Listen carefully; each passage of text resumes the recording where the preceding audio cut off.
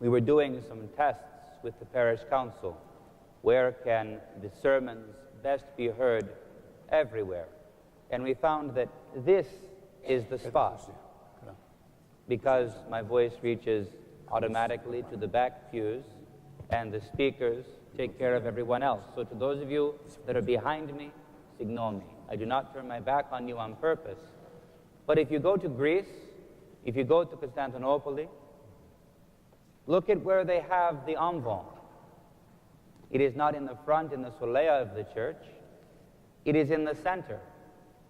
And perhaps we have found by accident some truth of our Orthodox architecture that it is easy to forget. Tell me how it works. We speak today about the cross. And as we reflect on this Sunday of the cross, as we stand at what is marked by the sign of the cross as the midpoint of the fast, and as we are reminded by the sign of the cross of where this journey that we are on ends, at the foot of the cross of the Lord. As we stand at this place and reflect on where we have been and where we are going, it is good that we reflect too on the fundamental truths of the Christian faith. Human beings everywhere seek for happiness. They seek for joy. They seek for fullness and love and life. Sometimes we seek these things by means of pursuing wealth and power. Sometimes, more wisely, we pursue these things by seeking for love and relationships. Yet we know that if we become selfish, if we seek to take to ourselves what we want, whether from the side that is more obviously broken, that of wealth and power, or the side that we often justify to ourselves, that of family and relationships and love. In either case, if we are selfish, we know from experience that we find ourselves miserable. This is a truth of human life. This is the problem that Christ comes to fulfill. We are human beings and we seek happiness, and all we find in the end is death.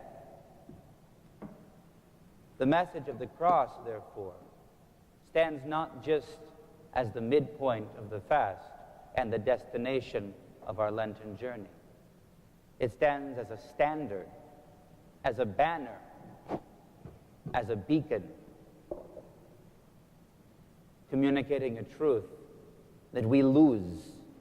Every time a new human being is born, we lose it again, because that new human being desires happiness, and they will seek it with every fiber of their being until they gain wisdom and see the cross and understand the truth that is revealed to us today.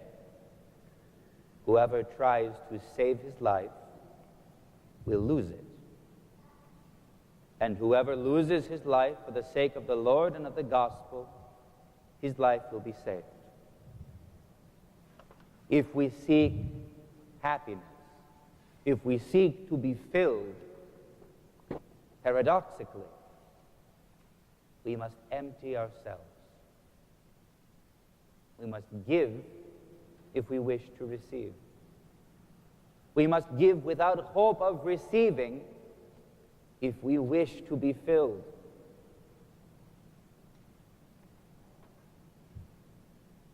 That's the hard part. We all understand an economic transaction. I give you money, you give me candy. I give you money and don't expect any candy back, and this is the only way I can ever hope to get what I want. I give up what I want, and this is the only way I can ever receive it. This is the message of the cross. For Christ goes to the cross with no guarantee that he will win what he seeks. Our love, our hearts, our devotion. He gives completely of himself. But he leaves us free to respond. And he is for us, therefore, an example, an object lesson.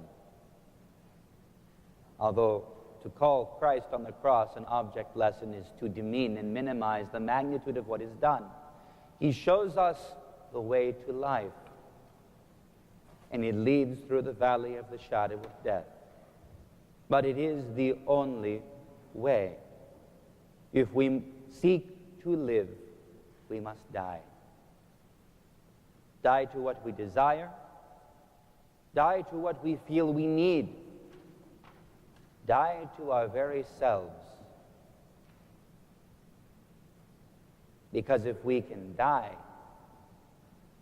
in our mind, our emotions, our heart, and keep our eyes fixed on God, then he will give to us our life again. This is the way of life. And there is no other way. If you find someone who says that they have found it, I promise you, they're selling something. And if we can learn this Lent, and in the days of our lives that are left to us, however many or few they may be, if we can learn to give up the life that we think we have, and to receive instead the life that Christ gives to us, then we will be well. And you see, we have it easy because Christ had no guarantee. He went to the cross. He emptied himself. But we, if we can die to ourselves, we have a guarantee. We may not have the love of our children or our spouse. We may not have wealth or health or power, but we have Christ. That is a guarantee. That is a promise.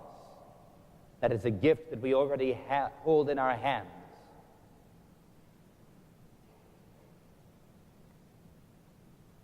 We must learn to receive Christ as enough. And then we can be blessed. With that in mind, let us stand. Let us continue the liturgy.